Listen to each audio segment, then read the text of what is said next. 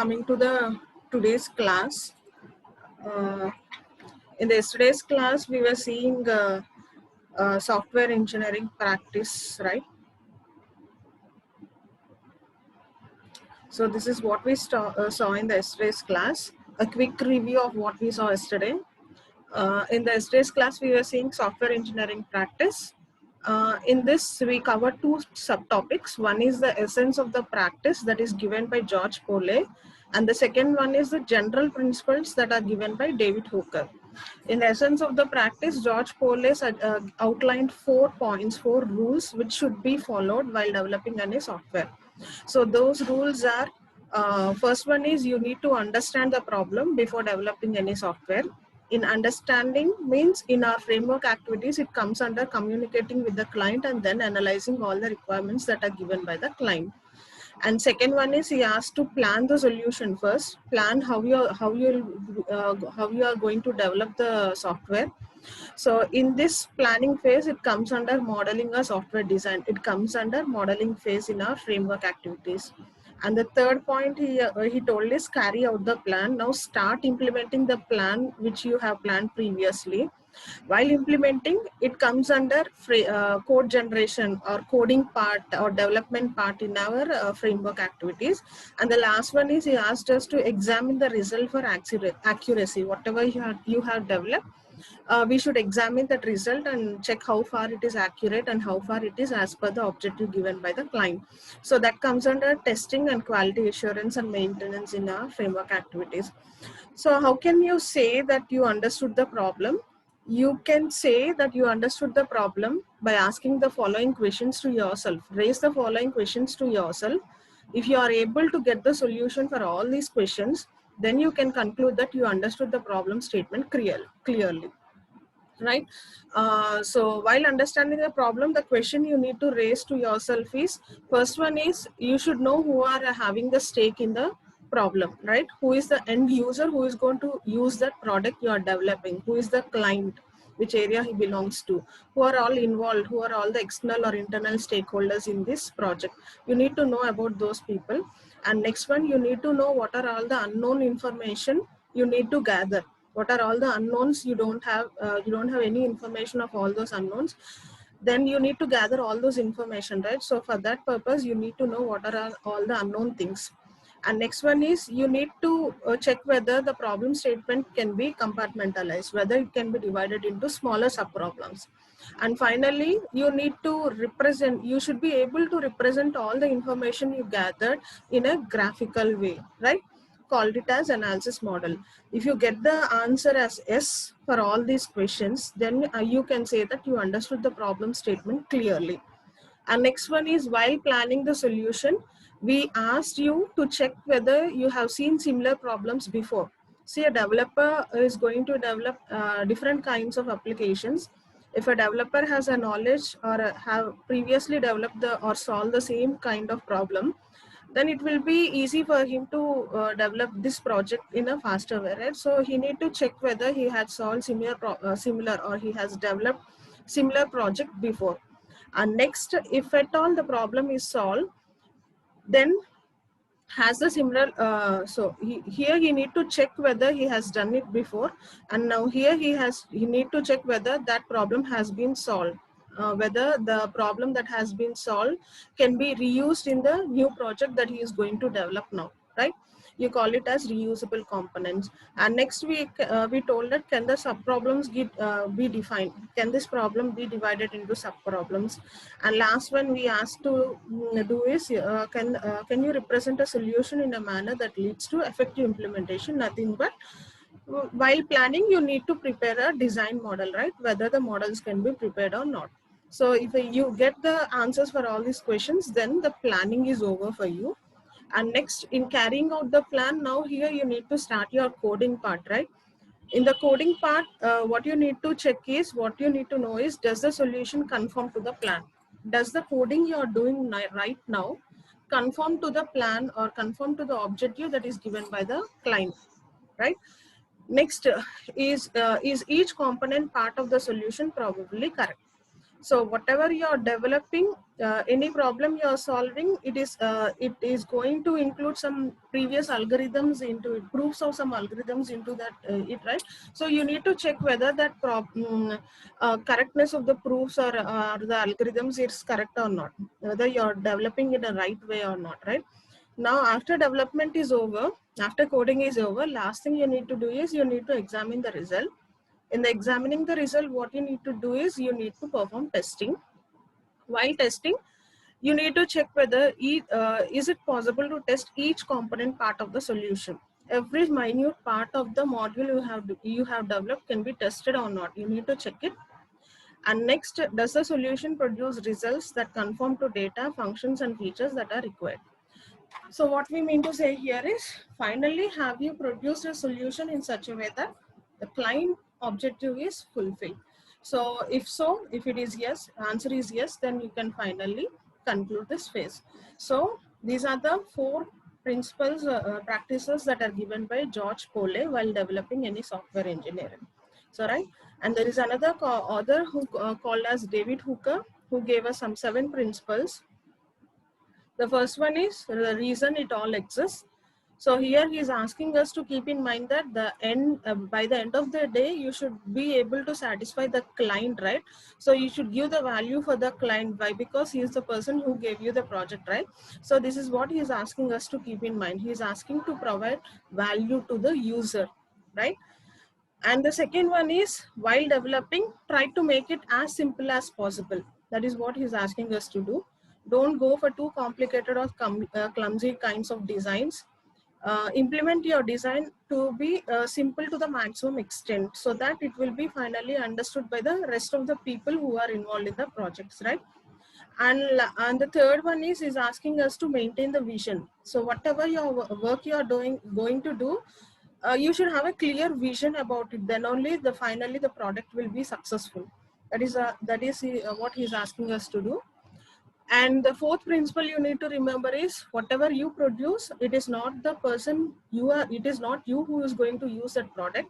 It's finally some other person who is going to use that product, right? Some other person who is going to consume that product. So keep this always in mind.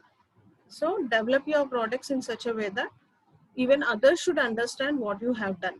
If you are a designer, you'll be designing the models. Your models should be prepared in such a way that the next programmer is going to come into the picture. Programmer is going to take your models and start coding.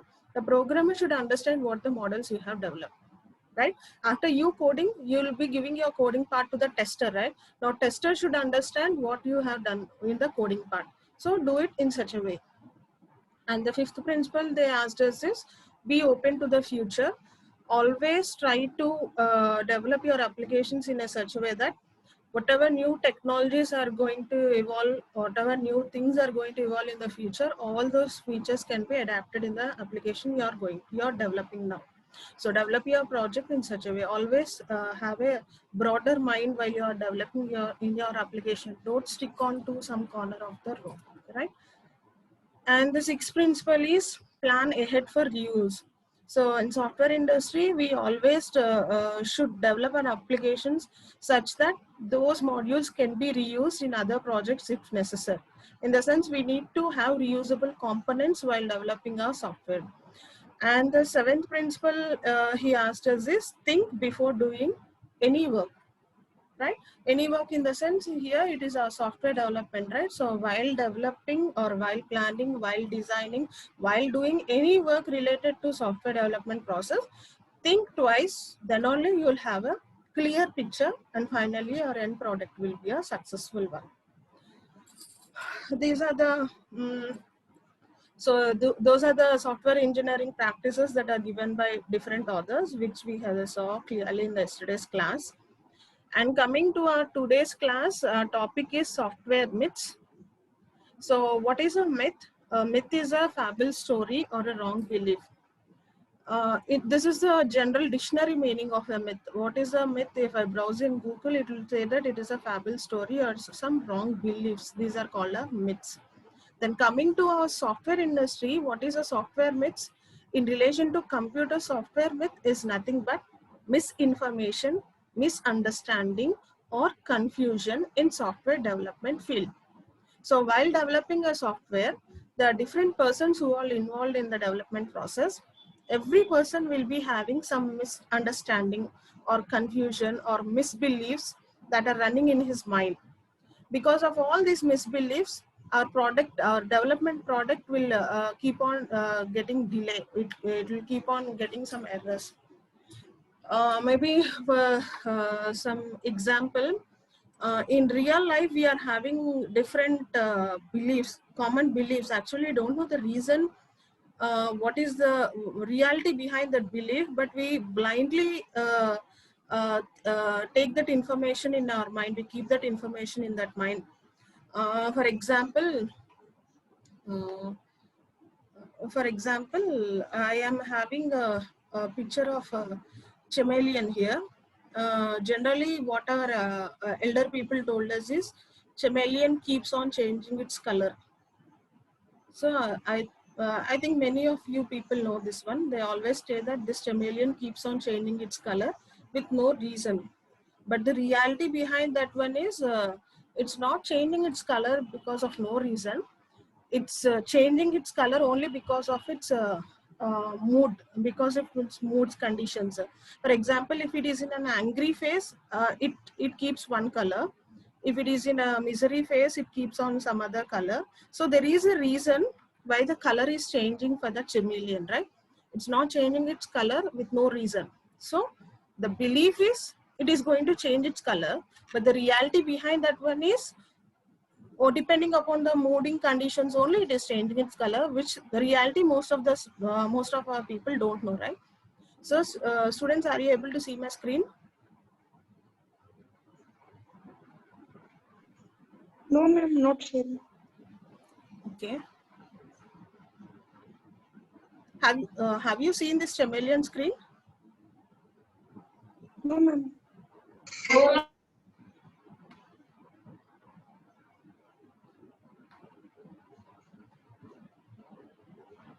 Is it visible? No, ma'am, it is loading. Yes, Now ma'am. it is visible. Is it visible? I'm showing you an image of chameleons.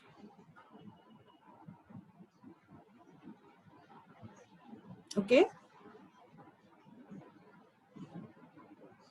Students, it is visible? Yes, ma'am. Okay. Okay, this chameleon is a special kind of lizard. We call it as a Moosarvalli in Telugu, right? Generally, we have a belief that this chameleon keeps on changing its color. We don't know the reason why it keeps on changing color. Generally, what the elder people told us is this keeps on changing its color with no reason. But in reality, there is some reason why this is going to change its color. Based on its mood conditions only, this will change its color. If it is in an angry phase, the color will be different. If it is in some other mood, the color will be different. So there is some reason why this is going to change its color, right? And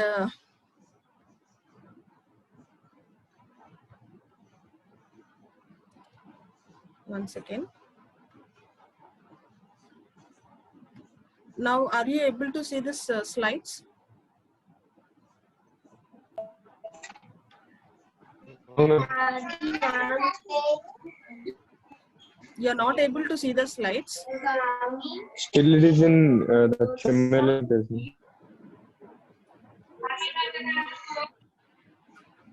Now, is it visible?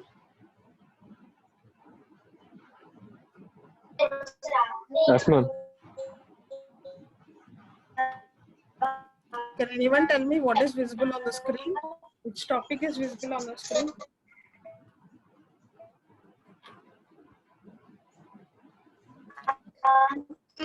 Software myths. Okay, right. So, now we are seeing the myths, right? So what I'm saying is myth is nothing but some wrong belief which is going to mislead us. See, students, in real life also we are having some belief that whatever food is prepared by our mother, it will be very tasty. We have a belief which is strongly believed by all the people that any food our mothers prepare will be very tasty. We actually don't know the reason, what is the reality behind that one.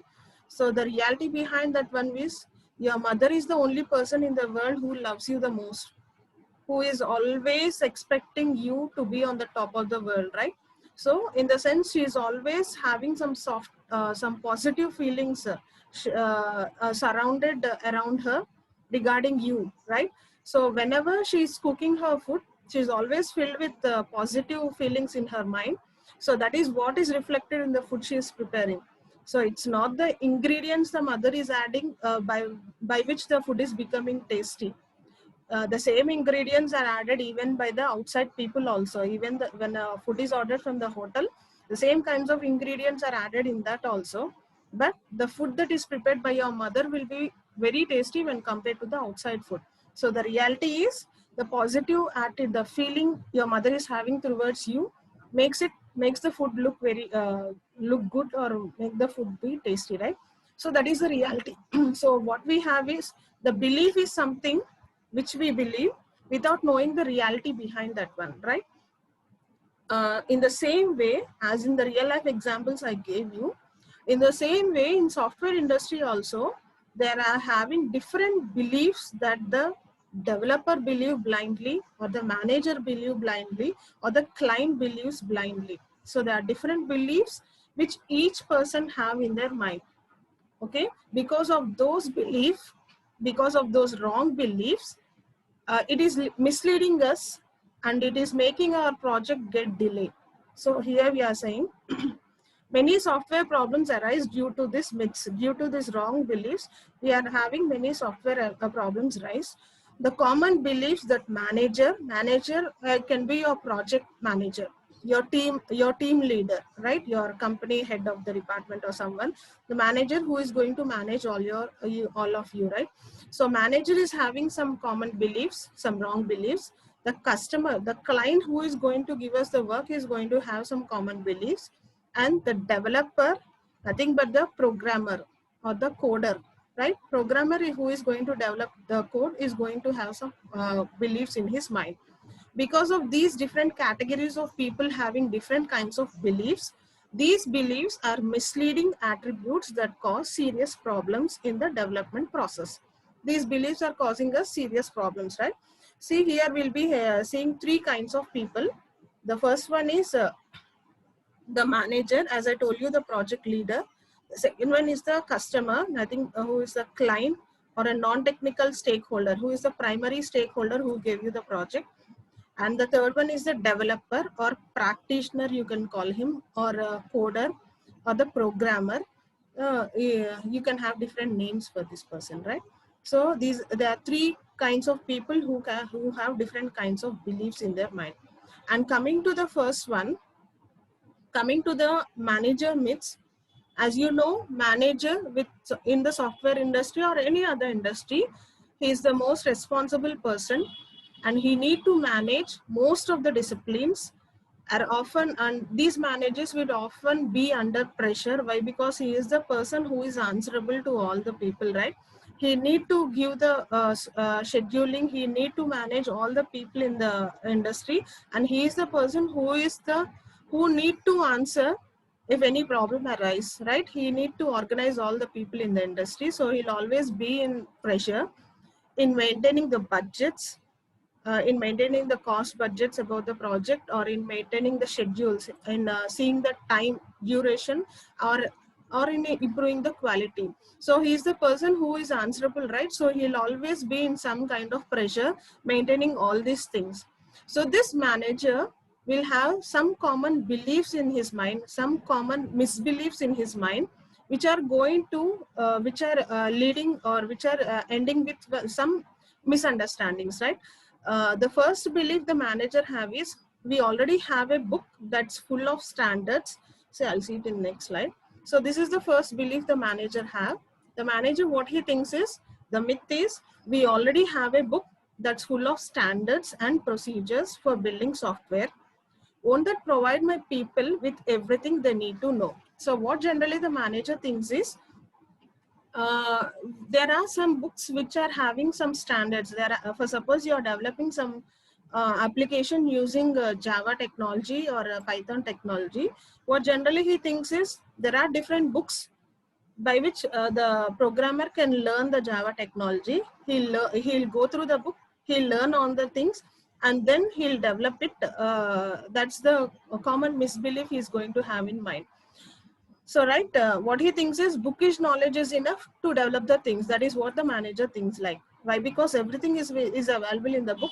He'll go through the book and the bookish knowledge will be sufficient for him to do the project.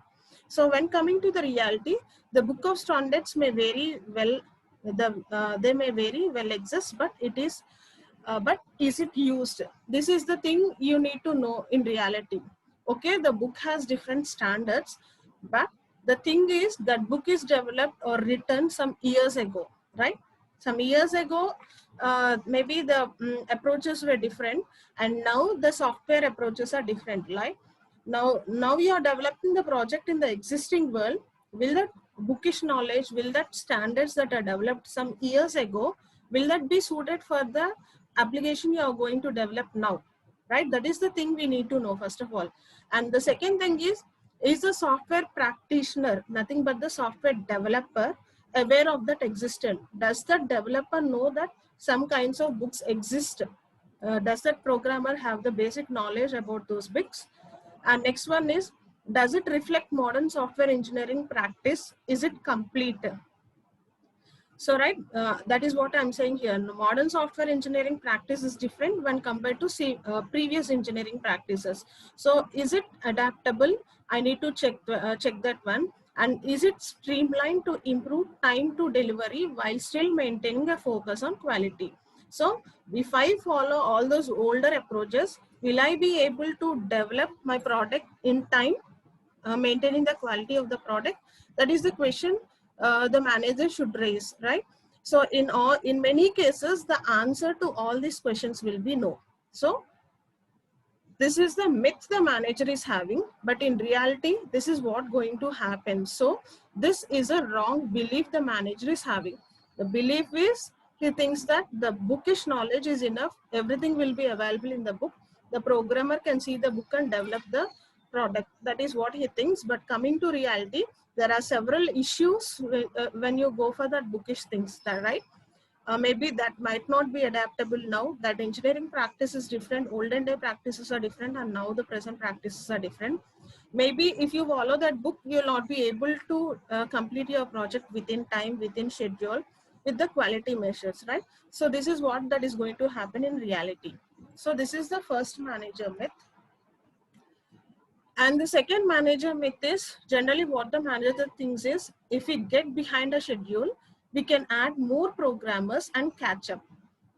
This is what he generally thinks, in the sense, for suppose you've planned a software project to complete within 6 months of time. Now that you are already reached to the 5th month, there is only 1 month left for you to deliver the product. Now you know that you are lagging behind. Then generally what the manager or team project manager thinks is, I'll add some new persons into the project. Okay, when I add new people into the project, there will be more number of programmers available now. Then I can complete the project in time. That is what the manager thinks. Even in our real life also, generally if one person is not able to complete the work, then what we generally think is if 2 or 3 people comes into, then the work will be completed fastly, right? This is what the myth we have in our real world also, right? But it is not suitable in all the cases. In particularly in the case of software development, this will not at all be suitable. Why? Because see, in reality what happens is, software development is not a mechanist process like manufacturing. It's not a similar process like manufacturing products, right? In other words, Mr. Brooks, he's an author.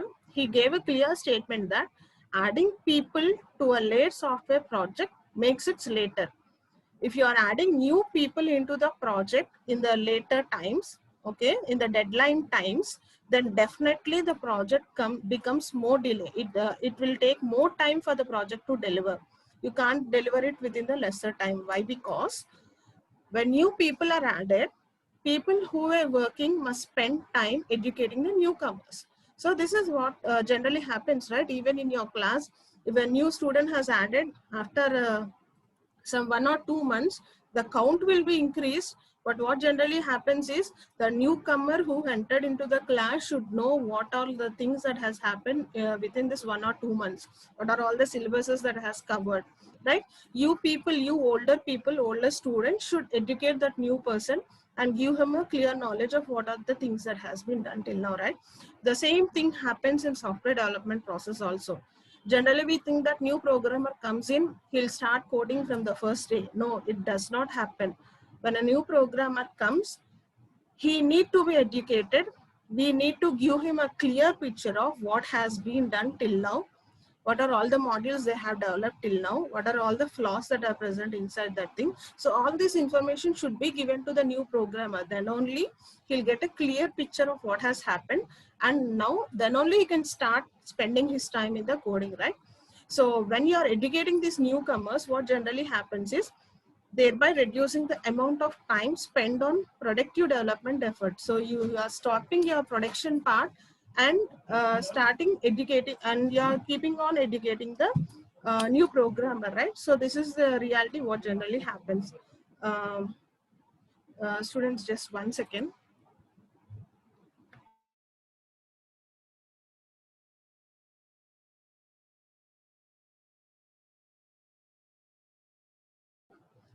Okay.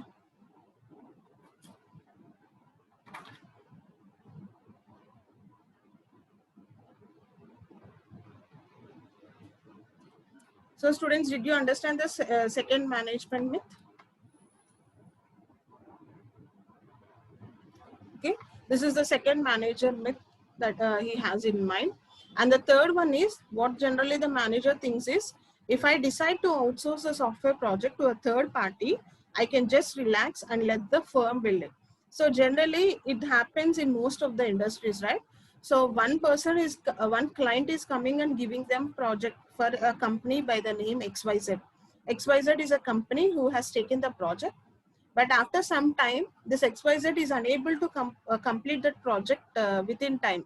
Then what they do is they give this project to some other company, some ABC company, right? That ABC company is a third party company involved in the process, right? So when this XYZ is unable to complete the task, it will give the project to some other company, ask them to develop and take the project from them, and they will deliver to the client, right? Why? Because these are the people who got a contract with the client. So the intermediate, they are going to involve some third party person in the development process. So generally what the manager thinks is, if I decide to outsource the software project to a third party, if our company is unable to develop the project, we'll give it to some third party company, right? And I'll just relax and let the firm build it. I'll just sit here, I'll just relax. Only the third party company will build my project and give it to me, then I'll deliver it to the client. This is what the manager thinks, right? But in reality, what generally happens is, if the organization does not understand how to manage and control the software projects internally, it will invariably struggle when it outsources software projects. So generally what happens is, if this organization is capable of planning correctly, planning in the sense of cost, planning in the sense of resources, planning in the sense of budget or schedule, anything, if this organization is able to plan clearly, then definitely this organization only itself will be capable of completing the project within the time, right? But if this organization is not having the knowledge of how to plan, then how can this organization give the project to some other company and make it do, right? If I want someone to do my work, I should be in a condition to tell them whatever they need, right? I should be in a condition to order them, to make them do that work, right? If I don't have all those capabilities of making them do the work, then there is no use of giving the project to some other third party, right? Why? Because you internally, you are an incapable person. You are not able to complete your works within the schedule, in the sense that you will not be able to order some other company also. You'll not be able to make some other people do the work clearly for you, right? So this is what the reality happens. So these are the three kinds of management myths. The first one is Can any of you tell me what is the first manager myth?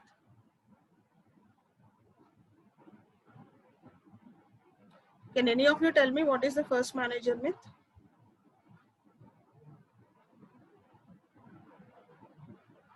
Students, are you able to hear me?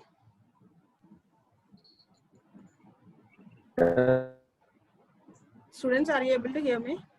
Ma'am, first management is yes, ma'am. Can any of you tell me what is the first manager myth in a brief, in a short 2 words or 3 words?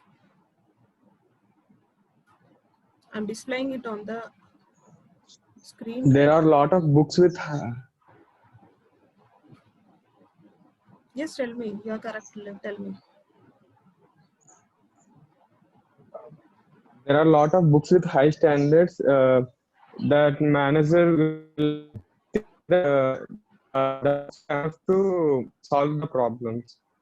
By saying that bookish knowledge, the staff will be able to solve the problem. That is what the belief we have. But in reality, that is not true. Why? Because that older book standards might not be adapted for the new technologies that are being existing now, right? And the second myth is, any other person? Second myth is,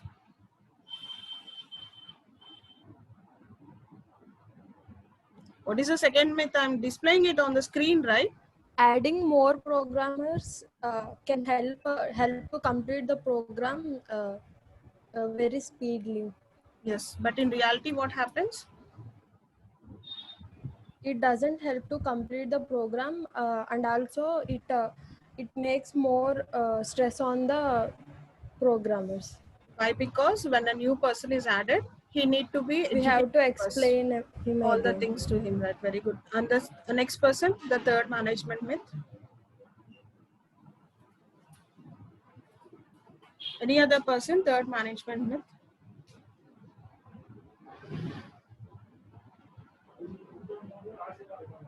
Students, any other person who can explain me the third management myth? We are running out of the time. Number 74. Ma'am, What is the third management myth? the manager also introduced third-party companies to solve the problem. Right. But in reality, will it be able to complete? No, ma'am. In most of, maybe in some cases it will be able to complete, but Yes. in most of the cases it fails. Yes. Why? Because internally these people are not capable of explaining all the things to the third party company, right? So that's what happens. Okay, right. Now coming to our next myths. Next one is the customer myths, right? Customer is the person, is the primary stakeholder, who is the client who gave us the project. So the customer is someone. It can be any person in the next desk. It can be our neighbor who gave us a project, or our friend, anyone, or it can be any technical group down the hall. The client may be a technical person also. Maybe a technical person asks us to develop some project, or he can be any marketing or sales department or an outside company that has requested software under contract. So the customer can be any person. It can be a normal person, your friend, a technical friend, a marketing person, a sales department person, or it can be even a third party company, as we told you, some other company which gave us a project to develop under contract, right?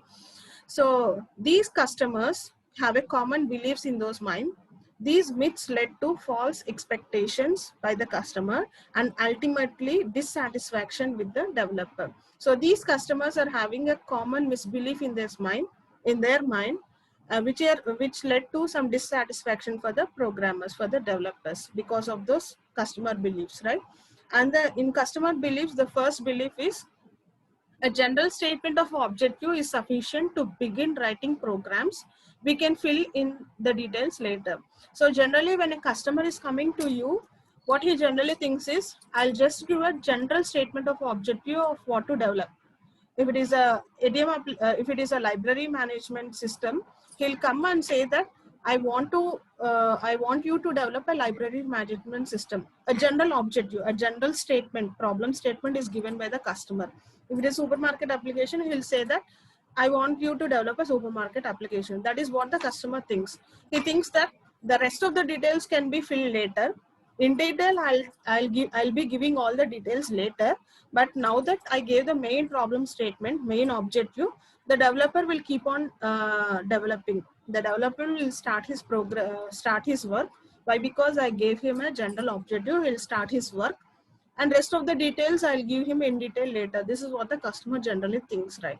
So in reality, what generally happens is, although a comprehensive and a stable statement of requirements is not always possible, an ambiguous statements of objective is a recipe for disaster.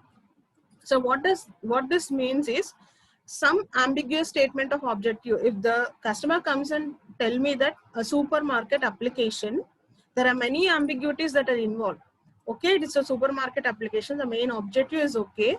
What the client wants in that supermarket application, what kind of supermarket he's going to start, and what kind of application he want me to develop, what are all the modules he want in that application, what are all the features he want me to add in that application, how that application should look like. We don't know, right, what the customer is having in his mind, unless and until he delivers us, he says all his requirements to us. We'll not have a picture of what is going on or what is running in his mind, right? Only if the customer is communicating with us clearly, in the sense that not only on the objective, he should come and say that he wants these modules to be included. He wants this kind of interfacing. The main page should look like this. The color should be like this. The button should be like this. These are the features he's expecting from us. If he give us all these objectives only, clear picture only, then only the product which we will develop will be satisfied by the customer, right? If he is not giving us a clear picture, and if we are having lot of ambiguity in the statement given by the client, then the final project which we have developed, even though you have developed it very clearly, it will not be satisfied by the client. Why? Because he is having some other picture running in his mind, right? If I suppose, I'll give you a small example. Generally in schools, after each period is over, if I suppose the principal asks the peon to ring a bell, not an automatic bell, they'll ring the bell, right? If a principal asks the peon to ring the bell after 1 hour of time, now the peon will be having some ambiguity in the mind. Okay, the principal asked me to run the bell after every 1 hour. It is okay, but how much time should I ring that bell? Whether I should ring that bell for 2 minutes, whether I should ring it for 3 minutes or 5 minutes. Why? Because the statement that is given by the principal is inconsistent. He did not give the clear clarity, right? The peon or clerk can't he can't take his decision and ring the bell for 5 minutes or 10 minutes, right? It's the order that is given by the principal that should be followed. So this is what happens in real life. So the same thing happens in the software development process also, right? The second myth the customer thinks is, software requirements continuously change, but change can be easily accommodated because software is flexible. So this is the thing the customer always has in his mind.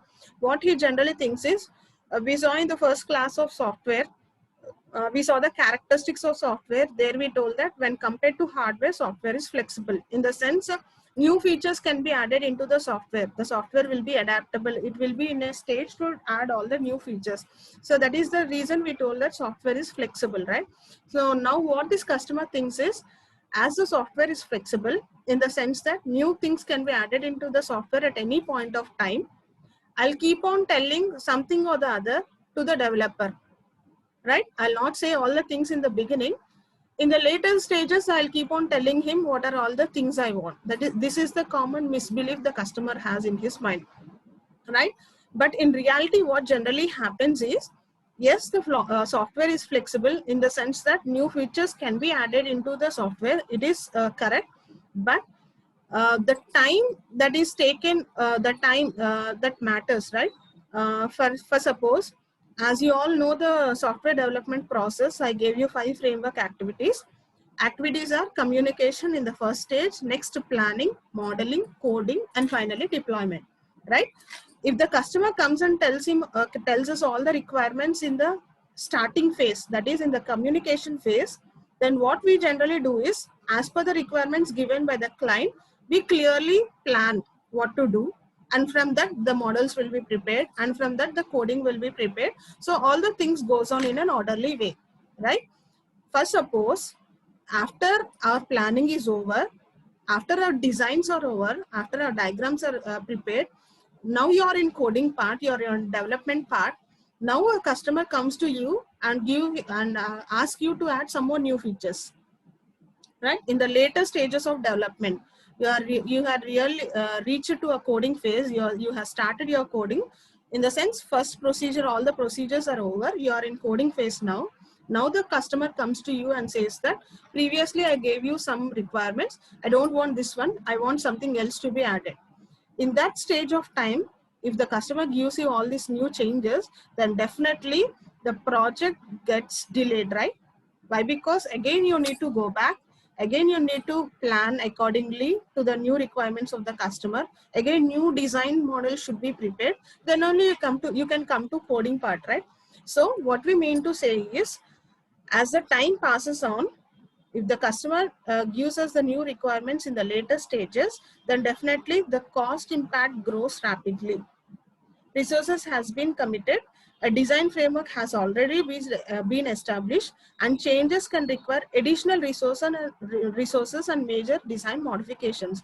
So in the later stages, if we are asked to do the changes, then all this should be managed, right? So finally, our project gets delays, even the budget gets overrun, or even the cost gets overrun. So if the schedule gets overrun, so all these things might happen. So these are the two beliefs that the customer have in his mind. So these are called as customer myths, right? And the next one is the practitioner myths. A practitioner is nothing, he is a developer, he is the programmer, right? Who is going to develop our program. These programmers, they keep on following the approaches or beliefs that has been running out from last decades, right?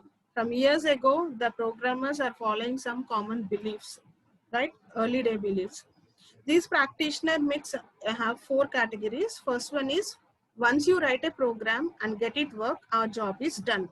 Generally, what the practitioner thinks is, I'll write the program and get it work, our job is done. Program in the sense, our working program. What he generally thinks is, if I complete coding part, if I complete my program project given to me, then it's over, I can come out of it. Okay, this is what the programmer generally thinks.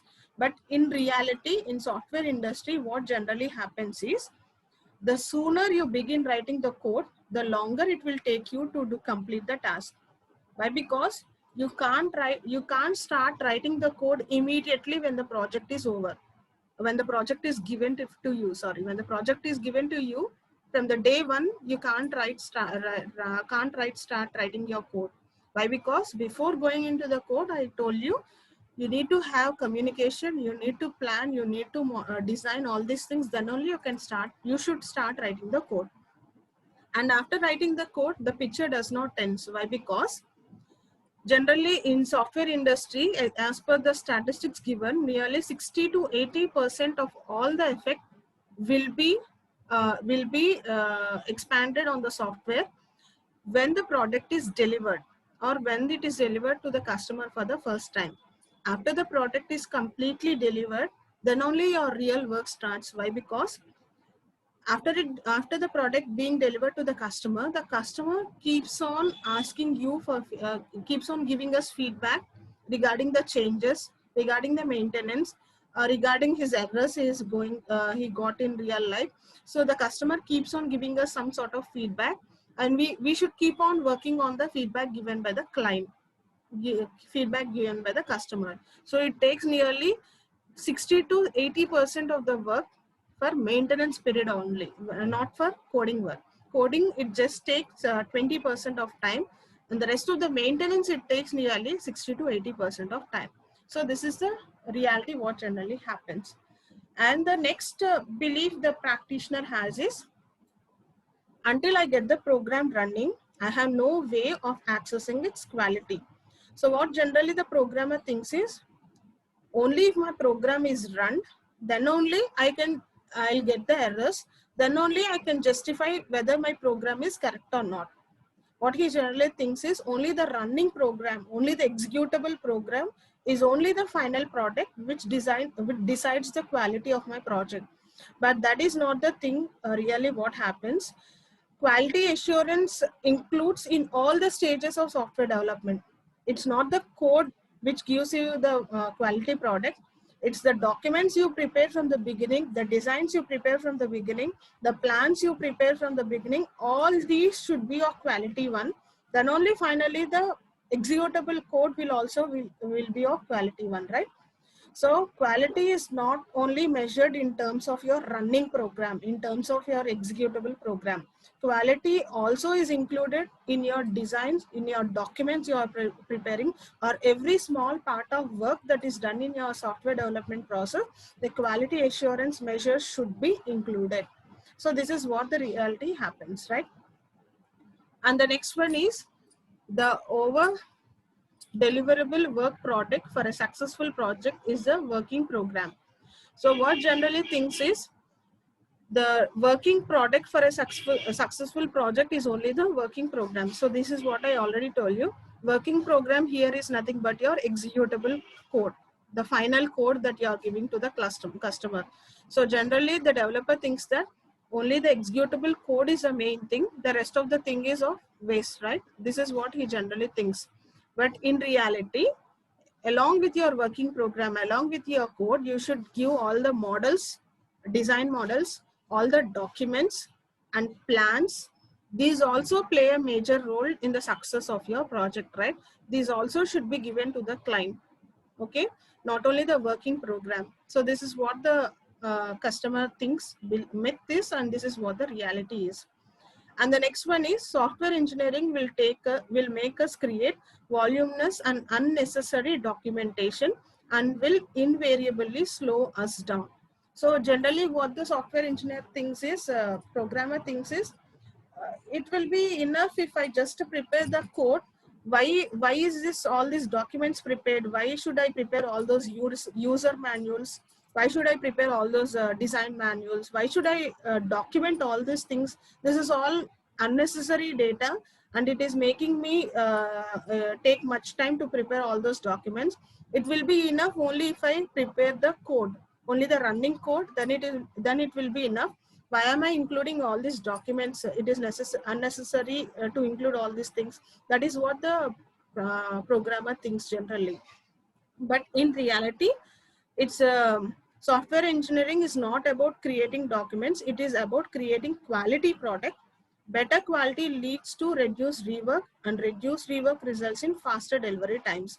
So many software engineers has adopted an agile approach. Agile we'll see in the next stages is, okay, because so here what we mean to say is all those documents should be prepared. Those are not the unnecessary things. Why? Because software engineering practice includes documents also, documents preparation also, along with the code. So this is what the reality is. So this is the common misbelief. Coming to this topic which we have seen in today's class, we have seen the myths. We told that myths are common misbeliefs.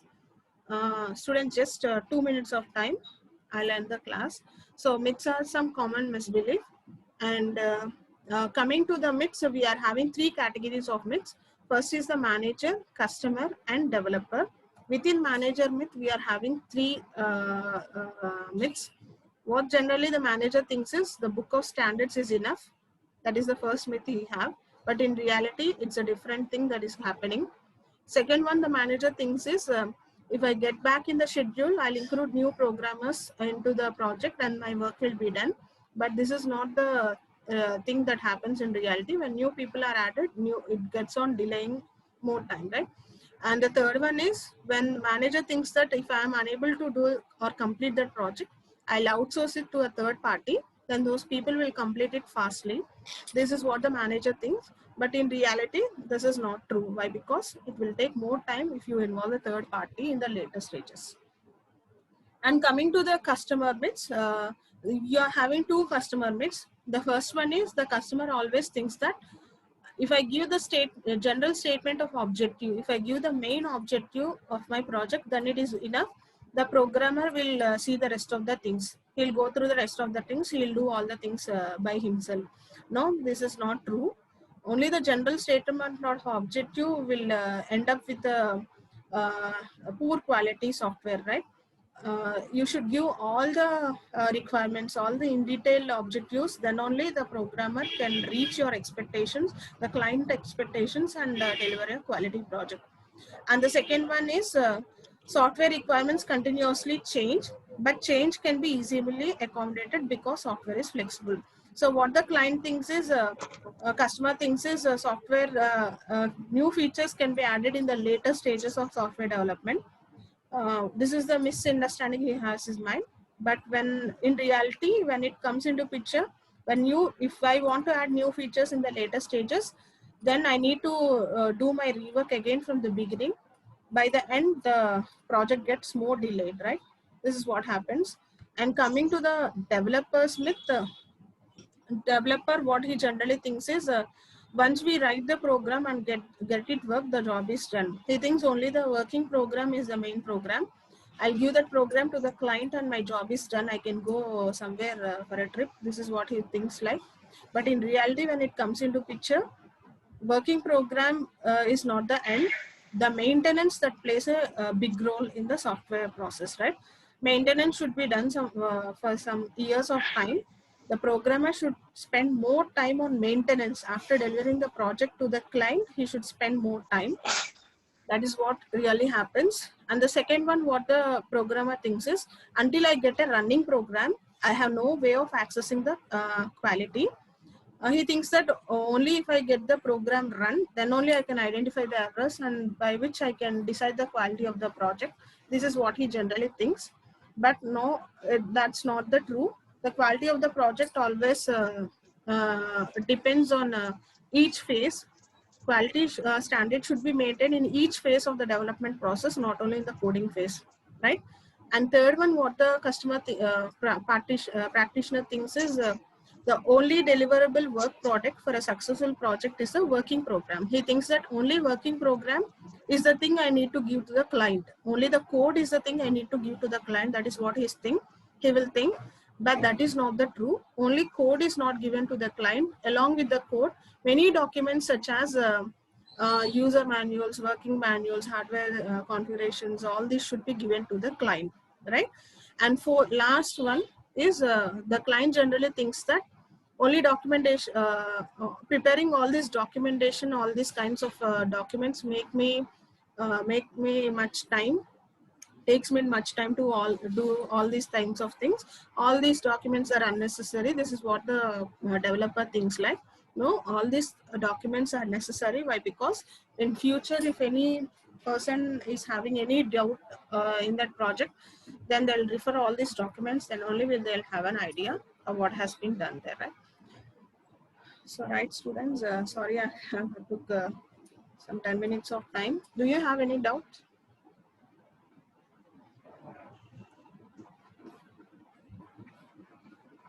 Students, do you have any doubt?